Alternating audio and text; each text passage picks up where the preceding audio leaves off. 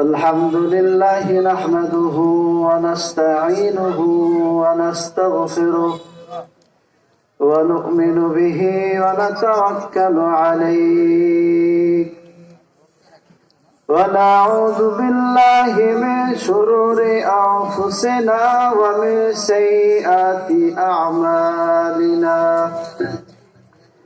من يهده الله فلا مضل له ومن يضلله فلا هادي له وأشهد أن لا إله إلا الله وحده لا شريك له ونشهد أن سيدنا وسندنا وحبيبنا وطبيبنا وطبيب قلوبنا ومولانا محمدا عبده ورسوله أما بعد فأعوذ بالله من الشيطان الرجيم بسم الله الرحمن الرحيم وقضى ربك ألا تعبدوا إلا إياه وبالوالدين إحسانا إما يبلغن عندك الكبر أحدهما أو كلاهما فلا تقل لهما أف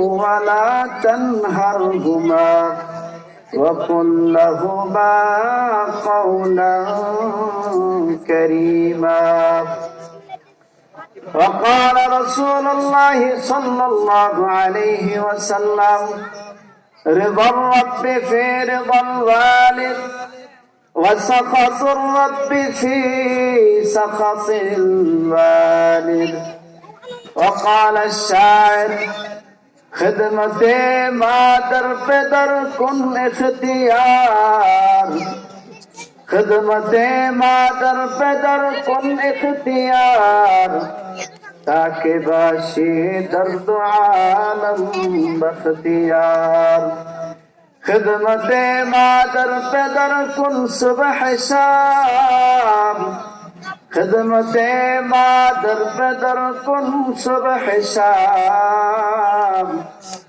تاکہ باشی درد عالم نیک نام دم زن ہرگز خلاف مادرا دم زن ہرگز خلاف مادرا تاکہ مالی دور از شر زمان بارك الله لنا ولكم في القرآن العظيم ونفعني وإياكم بالآيات والذكر الحكيم درود إبراهيم فري اللهم صل على محمد وعلى آل محمد كما صليت على إبراهيم وعلى آل إبراهيم إنك حميد مجيد اللهم بارك على محمد وعلى آل محمد كما باركت على إبراهيم وعلى آل إبراهيم إنك حميد مجيد الحمد لله আল্লাহ পাকের দরবারে অসংখ্য শুকরিয়া যে মহান রব্বে কারীম আমাদেরকে ফিতনা ফাসাদের জামানায় কোরআন সুন্নাহর মহব্বতে কোরআন সুন্নাহর আলোচনা শোনার জন্য প্যান্ডেলের নিচে আসার বসার তৌফিক দান করেছেন সেজন্য সকলেই শুকরিয়া আদায় করি আলহামদুলিল্লাহ এই বাচ্চারা চুপ করো কোনো আওয়াজ নেই আমি আপনাদের সামনে সূরা বনি ইসরাঈলের 23 নম্বর আয়াত তেলাওয়াত করেছি।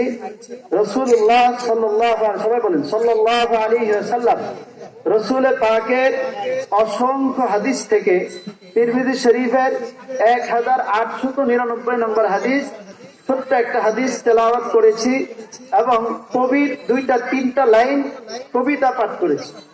এর অধীনে সংক্ষিপ্ত আলোচনা, সময় অতি সংক্ষিপ্ত, নামাজের টাইমও বেশি সময় নেই, কারণ 1 ঘন্টা আলোচনা করলে একটা বিষয় মোটামুটি বোঝা যায়। সেই হিসাবে 10-15 মিনিট এটা কোনো বিষয়ই না, এটা কোনো আলোচনার বিষয় না। তবে তার পূর্বে আমি আপনাদের কাছে কয়েকটা প্রশ্ন রাখতে চাই। সেটা হলো, এখানে কি কোনো মারামারি হবে? একটু জোরে বলেন, কোনো মারামারি হবে? কিন্তু এই যে মানুষগুলো দাঁড়ায় আছে, ওনাদের তরিকা হলো, মানে মারামারির সময় যখন এই লাঠি খুঁজে না পাওয়া যায়, তখন তাড়াতাড়ি লাঠি খোঁজার জন্য, মানে কোন সময় কার আগে কে বাড়ি দিবে তার জন্য লাঠি ছুটে নিয়ে দাঁড়ায় থাকে, নাকি বলেন? কারণ উইছা দাঁড়ায় আবার নতুন করে লাঠি নিয়ে বাড়ি দেওয়া অনেক কষ্টকর বিষয় না? সেজন্য হয়তো বা ওনারা মারামারির জন্য আগে থেকেই প্রস্তুত হইতেছেন। মারামারি হবে না, এখানে কোরআন সুন্নাহর আলোচনা হবে। সকলেই একটু মহাব্বতের সাথে বসে যায়, পারবো না ইনশাল্লাহ? এতে বসে যায়। দ্বিতীয় কথা হলো, আগামী কালকেও তো এখানে মাহফিল হবে, হবে না? কি বলেন, হবে না মাহফিল? কিন্তু একদল মানুষ চতুর্দিকে হাঁটতেছে আর একটু চিন্তা ফিকির করতেছে, মেইন বক্তা, প্রধান বক্তা আসুক, তারপরে আমরা যাব, সেখানে গিয়ে একটু কোরআন সুন্নাহর আলোচনা শুনবো। এর আগ পর্যন্ত যে আলোচনাগুলো হবে সেগুলা কি কোরআন সুন্নাহর আলোচনা নয়? এ কারণে কিন্তু কবি সুন্দর করে বলতেছেন, আর গুলেরা রঙে বুয়ে দিগারাত, প্রত্যেক ফুলের গান ভিন্ন ভিন্ন, প্রত্যেক বক্তার আলোচনাও ভিন্ন ভিন্ন। প্রত্যেক বক্তা এক এক পয়েন্ট নিয়ে আলোচনা করে, নাকি সব পয়েন্ট নিয়ে সবাই আলোচনা করে? সবাই এক পয়েন্ট নিয়ে আলোচনা করে, এক একজন এক এক পয়েন্টে আলোচনা করে। এক এক বক্তার এক এক আলোচনা। আমার আলোচনা যদি শেষ হয়ে যায়, আমার বিষয় আরেকজন নাও করতে পারে। আগের বিষয়ে যিনি মেরাজ সম্পর্কে আলোচনা করেছেন, ওনার বিষয় ইনশাল্লাহ আমি আলোচনা করব না। তাহলে ওনার আলোচনা তো আর আপনি পাইলেন না। বাহিরে ঘুরলেন, ডাল বড়া খাইলেন, মেলার ভিতরে ঘুরলেন, মেলা দিয়েই তো শেষ হয়ে গেল, মাহফিল তো আর হইল না। কথা বলেন ঠিক কিনা? তো মাহফিল যেহেতু হইল না, বরকত থেকে বঞ্চিত হলাম নাকি বরকত হাসিল করলাম?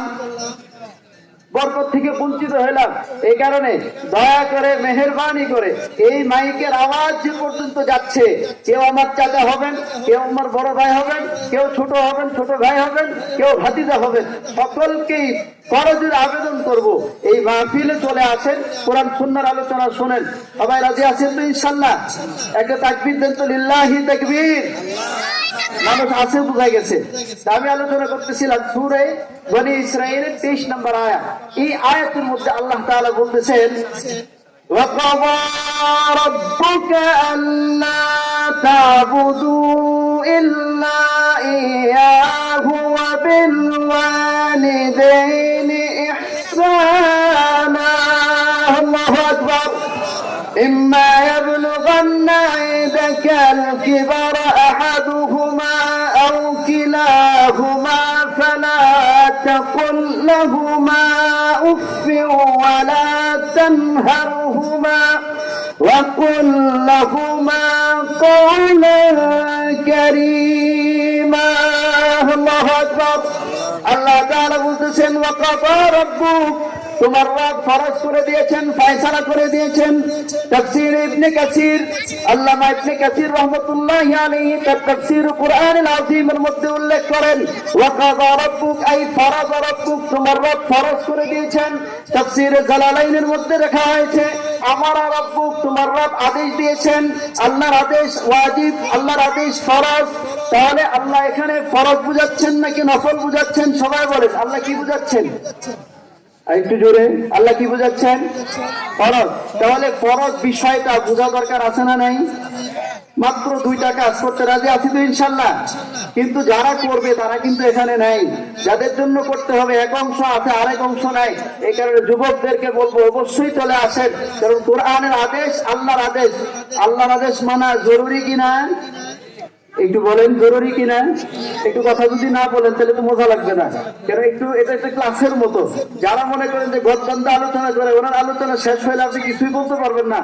আর যদি আপনি ক্লাসের মতো পড়েন তাহলে একটু পরে বলতে পারবেন যে কি বলা হয়েছে। তাহলে সূরা বনী ইসরাঈলের 23 নম্বর আয়াতে আল্লাহ তাআলা কয়টা আদেশ দিয়েছেন? একটু বলেন কয়টা আদেশ? মাত্র কয়টা আদেশ? দুইটা। এক নাম্বার আদেশ আল্লাহ তা'বুদু ইল্লা ইয়্যাহ। আল্লাহু আকবার। আল্লাহ তাআলা বলতেছেন আল্লাহ তা'বুদু ইল্লা ইয়্যাহ, একমাত্র আল্লাহর ইবাদত করবেন। আল্লাহ বলতেছেন কার ইবাদত করতে হবে? আল্লাহ তা'বুদু ইল্লা ইয়্যাহ, হে মনুষ্য তো লা তা'বুদু, কোন কারো ইবাদত চলবে না, ইল্লা ইয়্যাহ, কার ইবাদত করতে হবে? একমাত্র কার ইবাদত হবে? এখন কথা হলো ইবাদত কাকে বলে? ইবাদত বলেন আব্দুন থেকে বের হয়ে আসছে শব্দটা। আব্দুন মানে গোলাম, একমাত্র গোলামই হবে কার? এখন আগেকার জমানায় গোলামের প্রচলন ছিল, এখনকার জমানায় গোলামের প্রচলন নাই। সেই হিসাবে বিষয়টা বোঝা একটু কষ্টকর, তবে একটু উদাহরণ দিলে সুন্দর করে বুঝবেন। মনে করেন যে এখন ক্ষেত লাগানোর সময় চলতেছে, তাই না? এখন আপনি একজনকে কামলা আনছেন, কামলাই তো বলে নাকি? আমিও যেহেতু এলাকার, আপনার এলাকার, বুঝতে তো সমস্যা হবে না ইনশাল্লাহ। এখন কামলা আনছেন 800 টাকা রোজ। কামলা আনছেন যখন, কামলা কাজ না কইরা বাস খেতে আইলে বসে বসে কি খায় বুঝলেন? এখন না সিগারেট খায়, আগে খাইতো কি মোহিনী বিড়ি খেতো, আরো কি জানি খেতো। এখন কামলা 800 টাকা দিয়া কামলা রাখছেন কি খেতের আইলে বসে বসে, খেতের লাইনের মধ্যে বসা সুরট খাওয়ার জন্য নাকি কাজ করার জন্য। এখন সন্ধ্যা হইল, সারাদিন এক গুছিও লাগাই নাই, সন্ধ্যার সময় 10টা বিড়ির প্যাক শেষ করে মালিককে গিয়ে বলতেছে যে আমার সারাদিনের রোজ দেন, দিন তো চলে গেছে, দিবে তো টাকা? দিবে না? আপনাদের কি ধারণা দিবে না? দিব? একটিও দিত না। আল্লাহ তাআলা বলতেছেন আল্লাহ তা'বুদু ইল্লা ইয়্যাহ, একমাত্র ইবাদত করতে হবে কার? আল্লাহর ইবাদত করতে হবে। আল্লাহর ইবাদত ছাড়া, আল্লাহর গোলামি ছাড়া অন্য কারো গোলামি করলে আল্লাহর দরবারে ধরা খেতে হবে। এখন আমি কার গোলাম? বলেন কার গোলাম? এখন আল্লাহর গোলাম হয়ে যদি আমি মাজারে গিয়ে সেজদা দেই, আল্লাহর সাথে নিমক হারামি হবে কিনা? পীরের সামনে সেজদা দিলে নিমক হারামি হবে কিনা? আল্লাহ তাআলা বলতেছেন ইন্নাল্লাহা লা ইয়াগফিরু আন ইউশরাকা বিহি ওয়া ইয়াগফিরু মা দুনা যালিকা লিমান ইয়াশা। আল্লাহু আকবার। আল্লাহ তাআলা সূরা নিসার 38 নম্বর আয়াতে বলেন ইন্নাল্লাহা লা ইয়াগফির আন ইউশরাকা বিহি, যদি আল্লাহর সাথে শিরিক করা হয়, শিরিকের গুনাহ আল্লাহ মাফ করবেন না।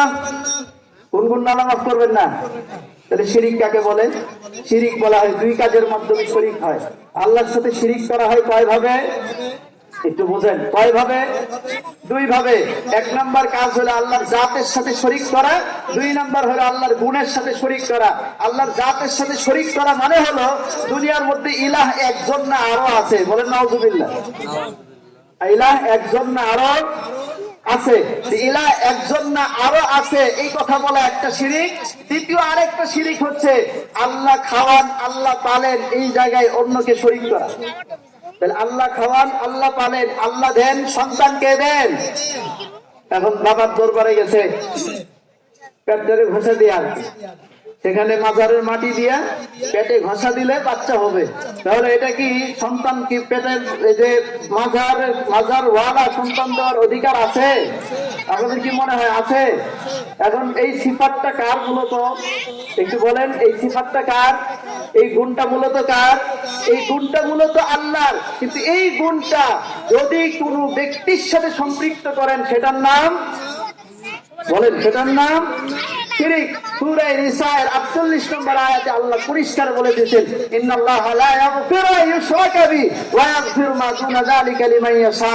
নামাজ পড়ো না, আল্লাহর কাছে তওবা করো, কাজা করো। রোজা রাখো না, আল্লাহর কাছে তওবা করো, কাজা করো। হজ করতে পারো না, কাজা করো, আল্লাহর কাছে তওবা করো। যাকাত দিতে পারো না, কাজা করো, আল্লাহর কাছে তওবা করো। ইন্নাল্লাহা লা ইয়াগফিরু আন ইউশরাকা বিহি ওয়া ইয়াগফিরু মা দুনা যালিকা লিমান ইয়াশা। আল্লাহ শিরিক মাফ করবেন, আল্লাহ সকল গুনাহ মাফ করে দিবেন। সুবহানাল্লাহ বলেন। সব গুনাহ মাফ করে দেওয়ার সম্ভাবনা আছে, কিন্তু কি গুনাহ মাফ করবেন না? তাহলে ইবাদত করতে হবে কার? এক নম্বর আদেশ, ইবাদত করতে হবে কার? এক নম্বর আদেশ আল্লাহর ইবাদত করতে হবে, রাজি আছি তো ইনশাআল্লাহ? জিন্দেগিতে কোনোদিন শিরিক করবো না, রাজি আছি না ইনশাআল্লাহ? আল্লাহর সাথে কাউকে শরীক করবো না, জাতেও শরীক করবো না, সিফাতেও আল্লাহর সাথে কি করবো না, শরীক করবো না। এক নম্বর আদেশ। আল্লাহ বলতে